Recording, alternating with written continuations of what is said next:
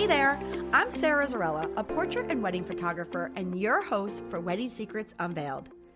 This is a podcast where we cut through the complexity of wedding planning, leaving you with everything you need to know directly from the industry experts.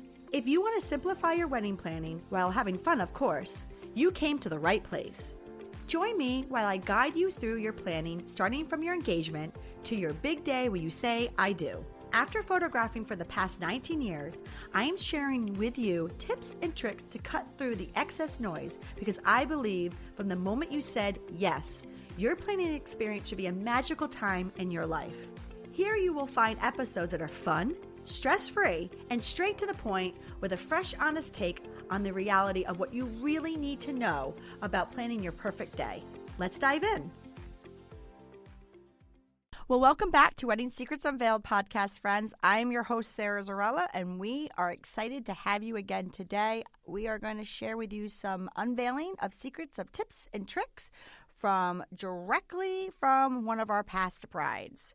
Her name is Rebecca. She got married last August, and she is going to let you know if she had to do it all over again, what she would do and what she loved that she did.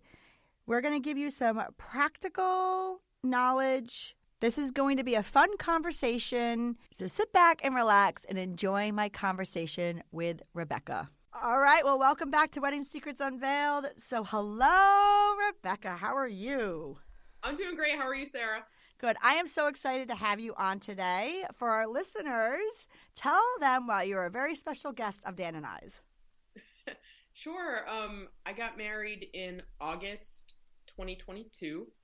We got married at Blythewald in Bristol, and our wedding was amazing. Dan did an amazing job. We had about around 110 guests, and it was such a great day, and I'm excited to talk about it today. Yes, that's exactly why Dan and I had you on today. For the listeners, Rebecca, as she said, is one of our past lovely brides who got married last year, and we just wanted to bring her on and just share with you tips and tricks, and if she had to do it all over again, her takeaway from the day. She was you all last year. So with that said, let's get right into it. Rebecca, I just want you to kind of just tell us about your day. Like, if you had to do this all over again, is there anything that you or just love the fact that you did, or some things that you regret? I guess I'll start with the regret, which is only one. We had a wonderful day. The staff at our venue were wonderful. They were really on top of things. They were full service. They did all of the coordination. We had a wedding. We had a Jewish wedding, so we had a ketubah, a marriage contract, and they said to us, "Oh, during this ceremony, we can put it on a board with some clips and make sure we put some paper underneath the clips so it doesn't get ruined." And to us, it just really showed an attention to detail that was just so amazing. And they included all of the tables and the chairs and the linens, and so it was really just, we didn't have to hire any separate coordinator because they did it. They did it all for us, and they were wonderful to work with. I think the only negative thing was that my parents live about a couple miles from the venue, and it was sort of rush. I had a brunch wedding, so we started at 11 o'clock. And we started getting hair done at 6 a.m. at my parents' house. And I was the last one to get my hair done. So we were moving along, and we got about a mile down the road, and I said, I forgot my jewelry. We had our rings, but I forgot my jewelry. And we had packed up all of the other things that we needed, shoes and any snacks, any water, any sort of little things that we thought we might need, except my jewelry. And so we turn around. My husband my now husband had taken a selfie of himself at the venue. He was so happy because he doesn't usually get to places on time, and he had appeared on time, and I was late. And so I ran in, I grabbed my jewelry, and we were on our way, and I was fussing, trying to put on my necklace in the car and it broke. So I got to the venue and was really trying to fix it, and it was, I mean, it was done. I couldn't wear it that day. So my mom, being as wonderful as she is, took off the necklace she was wearing, which had belonged to my grandmother, and just said, "Here, take this." And so that was it was disappointing that I couldn't do as planned and I was running late, but it was nice to have that little brief moment with my mom of sort of a shared moment of um of sharing in my grandmother's jewelry and her sort of giving that to me for that moment. And that obviously turns into now like you're something borrowed. So there's like the happy little moment, like you said, with your mom, and that's something that is a takeaway of your day that's unique to you. And let me tell you something, Rebecca, if that is your only negative of the day, you won. Yeah, the weather turned out perfect. It was in the 80s. It was wonderful. My mom was checking 90 days in advance. She was like, "Uh-oh, it's going to rain. It's going to rain." And then it didn't. And we had a wonderful day. The band was really great. And everyone just had a lot of fun. The vibe we set out to set was really inclusive and casual, I'll call it. We didn't want a formal wedding. That's not our style. And so we just felt like it really was our own. It wasn't anyone else. We shared it with everyone we love, but it was really our own day at the end. I mean, honestly, you couldn't have asked for anything better. I mean, ultimately, there's a lot of pageantry when it comes to a wedding, right? And there's a lot of personalities and a lot of things happening, but ultimately, it really is just that, a wedding, and it's your day. It's your wedding. So the fact that you feel like you just checked every box, I mean, you're ahead of the game, and I just need to know your secret. I mean, I'm sure listeners are sitting here being like, if it's just my necklace, I want to know, how did that happen? Like, take me through now. I guess if that's your negative, what is your positives? What's your takeaway that you're like, okay, like, I think this set me up for success here? I think the biggest thing that set me up for success was trusting my vendors. As I mentioned, our venue was a pretty full service venue, and the caterer sort of went along with the venue. And even for when we were planning, we had a band, which was also just amazing to have. The live music was in itself was a wonderful experience that really added to the vibe of the wedding.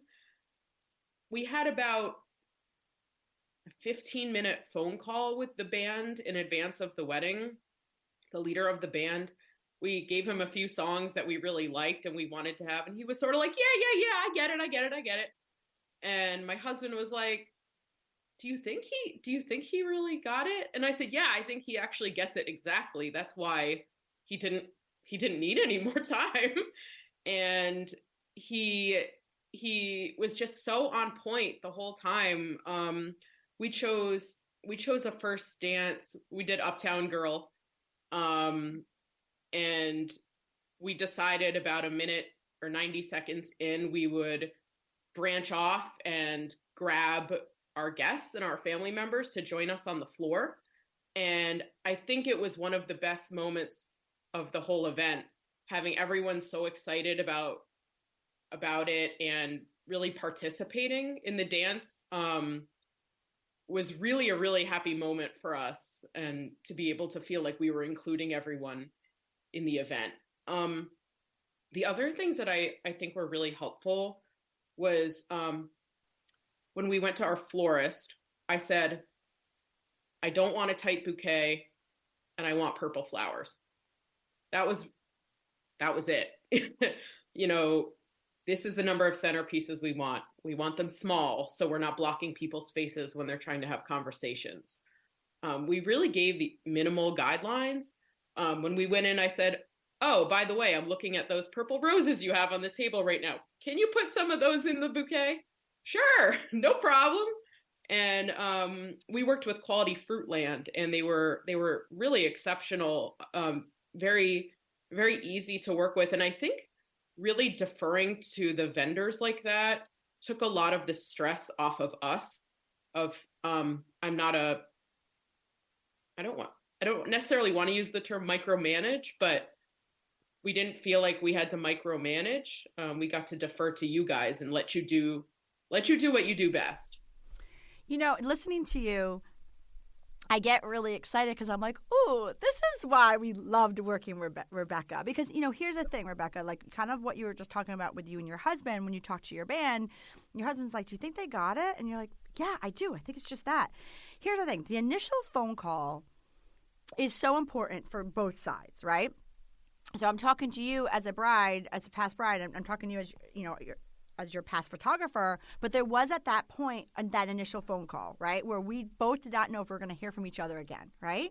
But that initial phone call is so important because just like you're interviewing us, we're interviewing you. And I just think that sometimes you don't need to make it bigger than it is. It's just that. It's just an initial phone call. And sometimes you just know, right?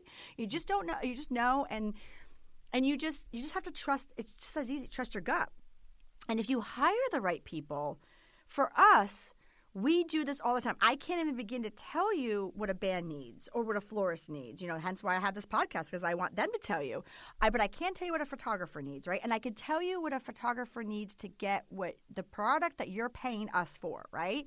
So that's what it really comes down to is sometimes you just don't need to micromanage, but you definitely need to listen and produce what they're asking you. Like, so if people have like worksheets and whatnot, fill those out because that's what your vendors need to do their job for you, And there's nothing wrong if there are people out there who micromanage, and that's okay too. I'm not saying, but ultimately, if you're hiring the right professionals and they've been doing this, we do this every weekend. So there's a system to the madness, right? Yeah, 100%. And one of the other things that really helped us with our photographs was I looked at. Mm-hmm. Fair enough. I looked at some wedding pictures from the venue in advance, from you guys or from the venue. And I live in Maryland. I'm originally from Rhode Island. My parents still live there. That's why we got married in Rhode Island. But I didn't have the benefit of like just sort of trekking over there and exploring for myself in the same way that I might have if I were in state. And so I really perused those photos online, and that allowed me to see the different areas of the venue and what might work best for us to talk to Dan about. Hey, can we, after the ceremony, we went down by the water. And that was sort of a nice little alone time for us. And then we had about half an hour left of the day. And we said, hey, can we go over to the bamboo forest over there? It looked pretty cool. And so we charged over there, and those ended up being what we thought were some of the pictures we loved the most. And so I think looking ahead, and I wouldn't have known that was there if I hadn't taken the chance to see other people's photos and what might be a good fit for us.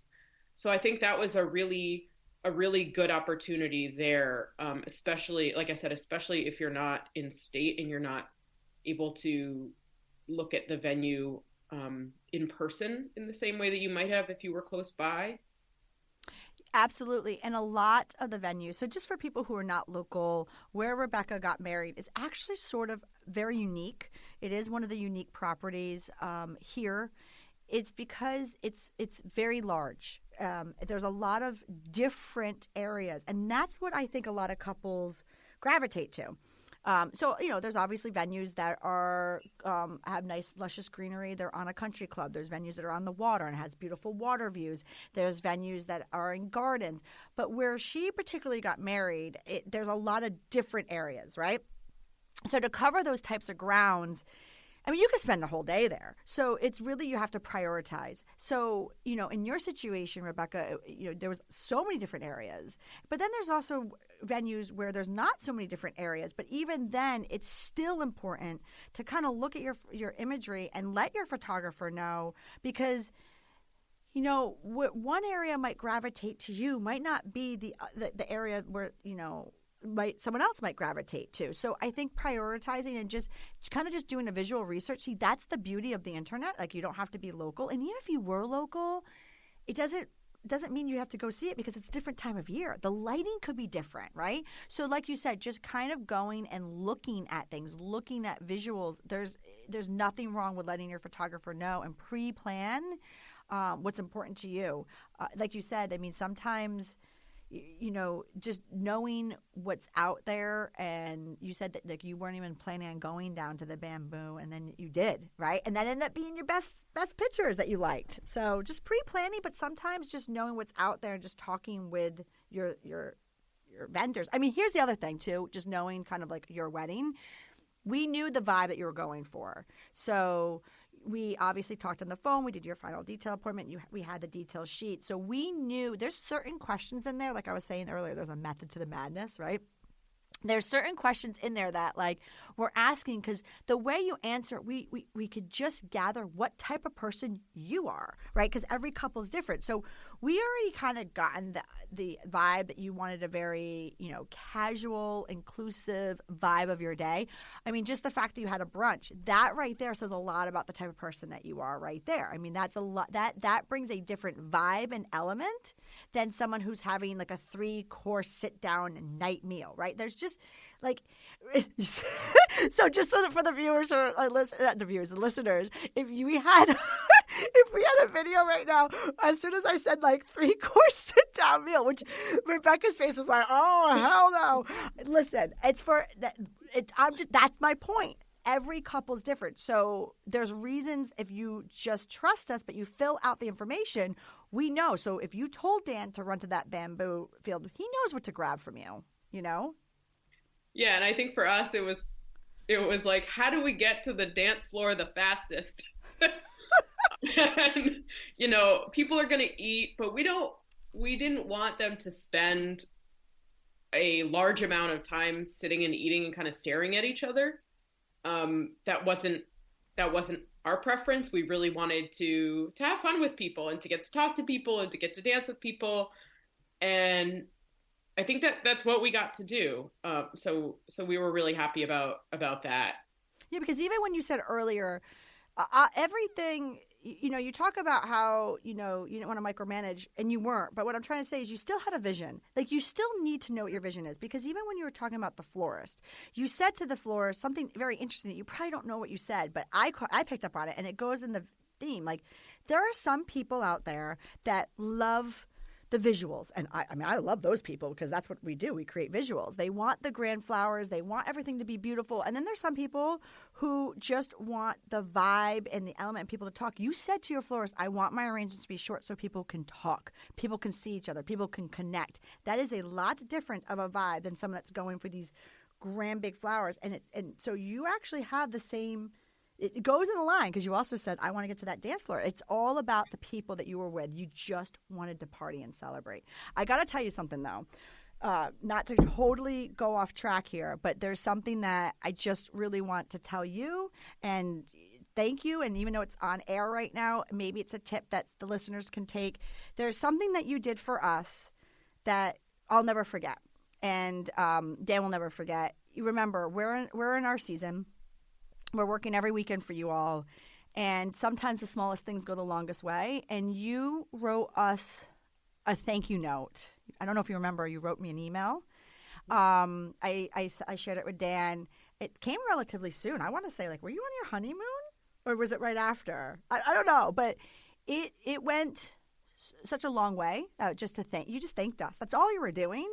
But it just, Rebecca, it's believe it or not, it doesn't happen as often as you think it should. So, and that goes for all vendors out there. A lot of the listeners, you might think that we all get the simple thank you. I mean, yes, we do get the thank you letters in the mail. I'm not trying to take that way, but there was just literally a simple email, simple text, whatever it is, just thanking us immediately goes a long way. Yeah, and that was very important to us to thank our vendors, and we somehow, by the grace of something, we got our thank you notes out within like a month of the wedding to all of our to all of our guests, we wrote them as gifts came in and things like that. And to us, it was really about sharing the time with the people we love and the people who were there for us to support us, including our vendors. And for my family, for my family personally, we love photos, love photos. So to me, that was actually the highest priority of the wedding. Like, we probably could have like skipped the wedding as long as we actually just had photos of the wedding, and like I would have, that would have been fine. And so we wanted to let everyone know who was involved in making this such a perfect day for us that, hey, you made this a perfect day for us. And it was because of the role that you played. And if it hadn't been you, it might not have been such a memorable and such a perfect day. And we got a lot of compliments. Actually, we got a lot of compliments on Dan, specifically because they were commenting that they didn't find him intrusive or trying to like get in the way at all. Really, just let people enjoy the event and participate without feeling like they were sort of getting interfered with at all. So I think that was also really important to us. Nothing felt disrupted. It all just seemed to flow pretty well together. Thank you for saying that. And thank you. I mean, so, we being professional, Dan and I have been doing this for a long time. I mean, that's just Dan. That's who Dan is, but also too, we understand that there's all eyes on us, right? Like, there's so many small things that we do as your photographer that you guys may not even know that we're doing it. I mean, look, we're there all day, right? Here's like a little tip, right? We're there all day. We understand that we have to check our cell phones sometimes. We understand that. I mean, like, we have families. Like, I have little ones at home. I got to make sure that, like, my husband is keeping them alive, So, but, like, even then, we make sure that, like, we are not, like, there's not a moment happening that we have to do right at that moment. We leave the room. We check our phone. Like, there's just, like, you never know who's looking. You always have to stay professional. If there's two photographers on set, we'll make sure that if one of us has to go to the bathroom or one of us is going outside to take a picture, the other one's in the room, or if there's one photographer, we make sure that we contact the venue or the band or their DJ and say, we're going outside to take a picture, or I'm taking like a quick 5-minute break, and we just make sure that we talk but the point what I'm trying to say is we're here to serve you, but we're also there with 125 people, sometimes 200 people, 90 people. We have to make sure that we're also accommodating everybody around us. We're very well aware of our surroundings. We make sure that our role there is for everybody's enjoyment. So I don't know. It's just something, a little takeaway. I just wanted you to know that went a long way. And if anybody's listening, if you have any of your vendors, just a simple email, goes a long way, a text message, a review. But with that said, Rebecca, we're going to take a short break. And then when we get back, I want to dive in a little bit more with a little bit what other tips can you let our listeners know coming from a newlywed of things that you did that you're just so happy with that you hope that you can share some knowledge their way? I appreciate you being here. And hey, if you like what you're hearing, I encourage you to check out our website at sarahzarella.com. And don't forget, you can actually subscribe to this podcast wherever you're listening so you never miss an episode. And I would so appreciate if you left a fabulous review on Apple Podcast. Even better, share it with a friend. It's a great way to show your support. And now, let's get back to the episode. Well, welcome back to Wedding Secrets Unveiled podcast, friends. So before the break, we were talking with our lovely newlywed bride, Rebecca, and she was talking a little bit about what she would do if she had to do it all over again, which sounds like there's not much on the negative end. Sounds like you had a pretty good day, right? A couple of little points that you gave us. But now let's get into some more points. Tell the listeners, what else would you do or not do if you had to do it all over again? So again, as I mentioned before, I live out of state and had to travel to get to my wedding. And I decided that I wanted to buy my dress in Rhode Island or Massachusetts. And that was great. I had a great experience. I got to go with my mom and we had a great time. The downside was that being from out of state, the two options are to buy your dress where you live, and that makes it easier for alterations. And then you have to transport your dress to your home or to where your wedding is going to be, which creates, its own challenges. What I chose to do was to buy my dress where the wedding was. And the upside was I didn't have to transport it at all. The downside was that I had to keep traveling back and forth for the alterations. And so for my wedding on August 21st, we started around July 4th, and I was there visiting. Great. So we got the first fitting done. And then they said, okay, you have to come back in 2 weeks. Oh, okay. So I had to book plane tickets and plan to come back 2 weeks later. And then when I was there, okay, we're coming back in 2 weeks. Okay, we're booking plane tickets again. And so I think it's hard to necessarily know the interval at which you have to come back. But I think if I could have maybe talked to the tailor a little bit in the beginning and said, what are the intervals that you anticipate me having to travel back? Because it does get expensive and it does become very time consuming. I had a great time doing it. I had a great tailor, but it was taxing to have to keep traveling back and forth during that time to get the alterations. Right. And like you said, I mean, there's the pros and cons. You just have to figure out what's right for you. So I think that's a good little tip that you let our listeners know. Like, if you're not in state of wherever you're getting dressed, for me personally, I actually got my dress out of state, but out of where I was getting married too. So I was the reverse. You just have to figure out what's involved. But here's the other thing, right? Just to kind of throw some more tips to the listeners' way. A lot of people are out of state. So even if it was not for your dress, you still have to know what you have to come in state for. Sometimes it's food tasting. Sometimes it's hair and makeup trial. So kind of, and like you said, it's going to be expensive. So kind of lining things up and trying to do them all in one long weekend sweep or something. Like I know for me, a lot of times our couples want to do engagement pictures.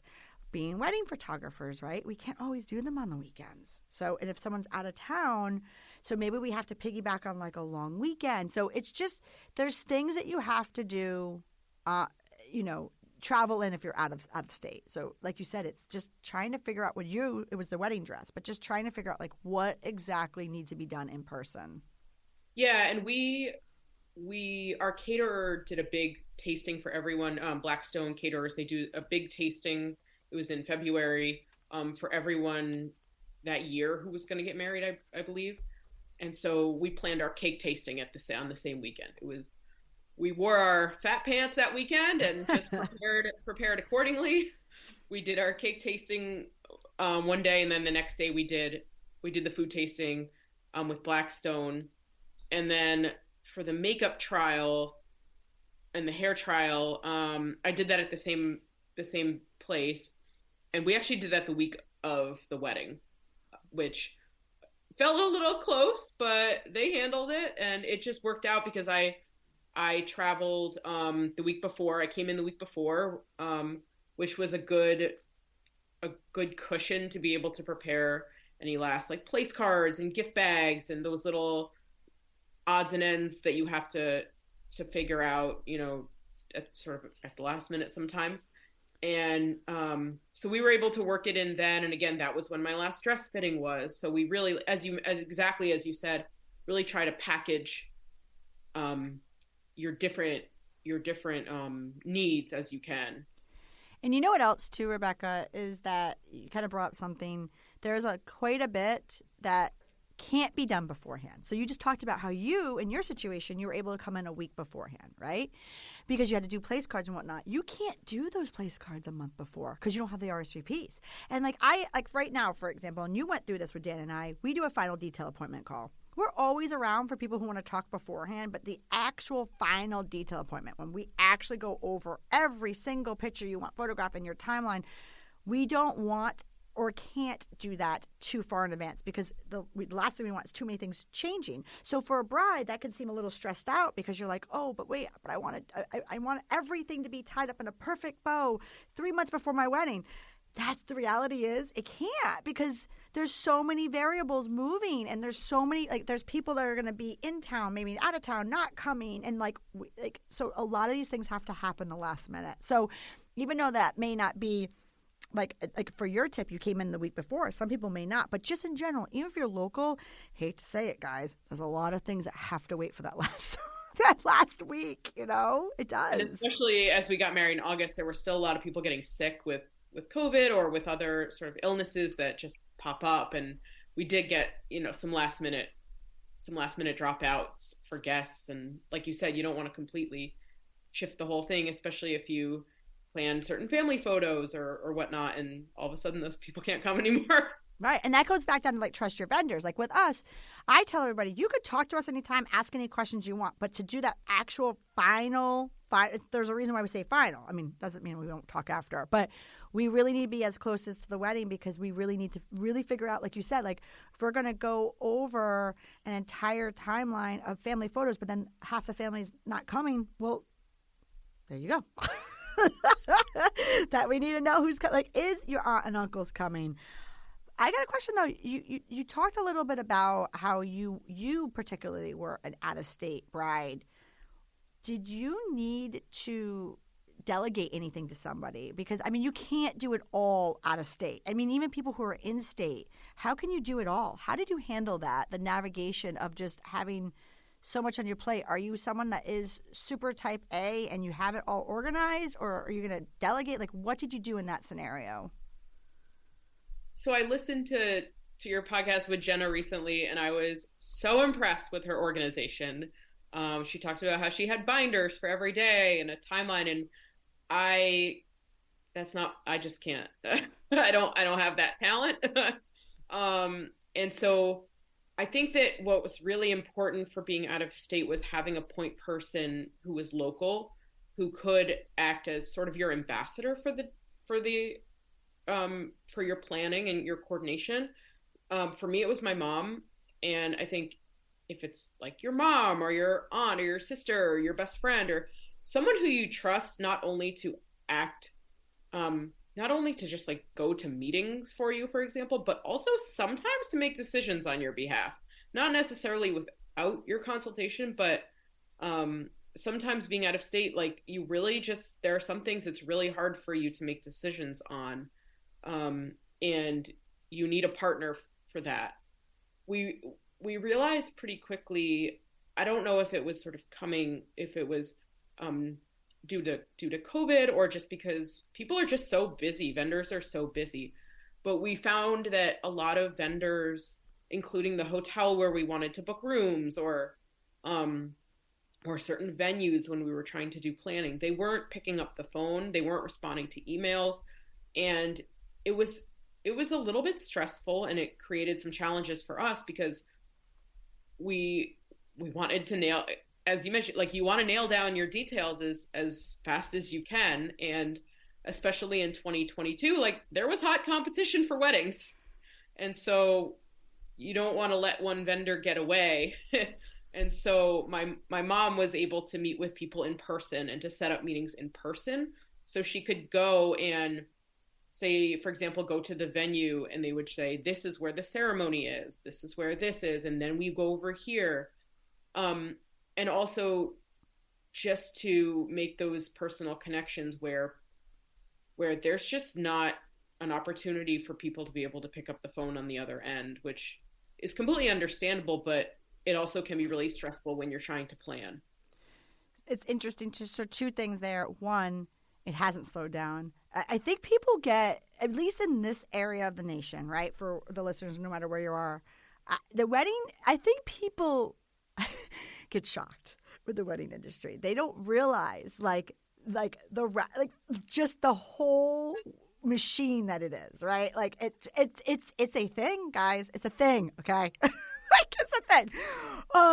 But you here's put the name wedding on it, and all of a sudden it like becomes something else, and the price goes up. Well, okay, fair enough, but not here, Rebecca. Okay, not here, not with me. Okay, and not with Dan. But no, you're right. I mean, it's, you know what it is.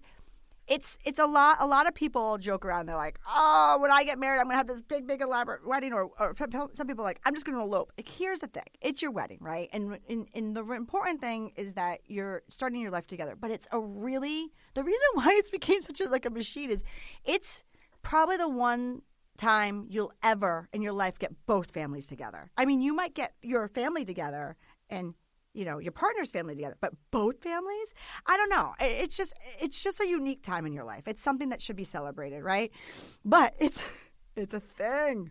So, like, I don't even know where I was going with this. It's a life of its own. I know.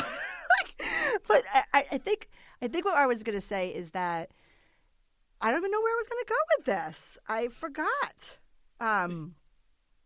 I just lost my train of thought over here. And usually I'm never speechless. That's why I have a podcast. I don't know where I was going to go. I think I was just listening to you and you were just talking about that there is just certain, connections, right?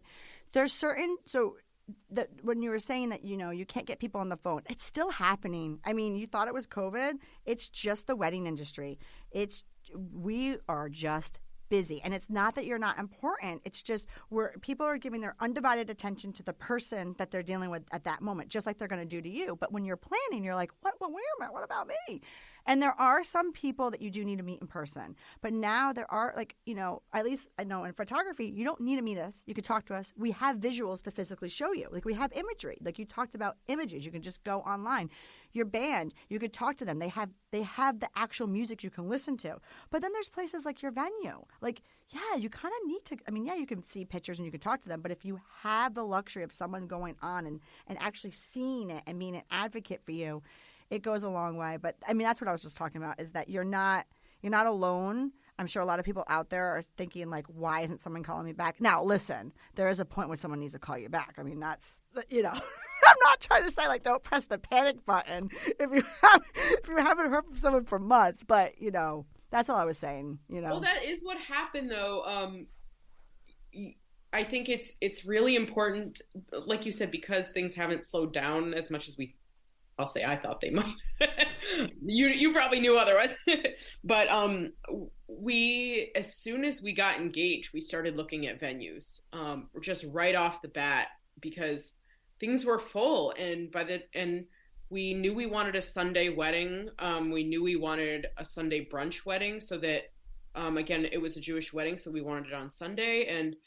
And we liked that the brunch allowed people to travel at the end of the day. We had a lot of guests traveling from out of town. And so it gave people an opportunity to not end at like 10 o'clock on a Sunday night and then have to miss work the next day or leaving early. So we really, again, tried to really make it a lot about our guests too. And that was a really nice benefit. A really nice benefit there. You made such a good point there about the fact that your wedding was on a Sunday, and in the Jewish religion, you have to get married on a Sunday. But I didn't even think about keeping it in the morning so people could travel. Yeah, we really wanted to make it guest-friendly wedding. We really wanted it to be about our guests, not just it was our day, but we also wanted it to be our day, you know, like inclusive, like I mentioned before. And so we decided to have a brunch wedding. The downside was we started getting our hair done at 6 a.m. But it allowed our guests to travel in. Actually, some traveled the day of from out of state, and then to travel home at the end of the day, unless of course they were on the other side of the country, which is more challenging. But it meant they didn't have to miss work, or they didn't have to come home on, you know, finish on Sunday at 10 o'clock and then figure out traveling on a Monday or something. It allowed our guests to go back home at the end of the day and to accommodate their travel needs. And we were really happy about that. We had a lot of guests from out of town, so it worked out for us. And I'm sure too, you know, with it being in the morning, I'm sure that lends itself to some savings too. I mean, there's always that, you know? Yeah, 100%. Um, a lot of venues are cheaper on Sundays anyway. We chose to have the Sunday brunch, which the food, we chose a vegetarian brunch, and that was cheaper in working with our caterer. That ended up being a little cheaper than if we had done, like you said, the 3 course sit down meal, or if we had done like steak and chicken, and we had the vegetarian. We had some waffles. Like it was pretty simple vegetarian meal, and that ended up being cheaper for the brunch. And then our venue said to us, we generally leave the venue open on Sundays. It's generally open to the public.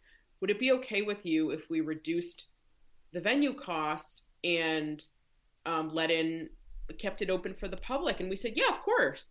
And I think the only time we really had any interaction with members of the public was we walked through the mansion right before the ceremony and right after the ceremony, and there were some guests in there, which was actually sort of fun.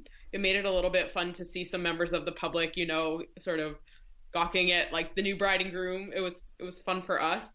But other than that, it was no issue at all, and it allowed us to reduce some costs, which is always nice. Because for the listeners who are not local, there is tours that happen on where you got married. But to be honest with you, I would have said the same thing, because not for nothing, just kind of throwing this out there, like they're there to see the inside of the mansion. You guys are in the tent.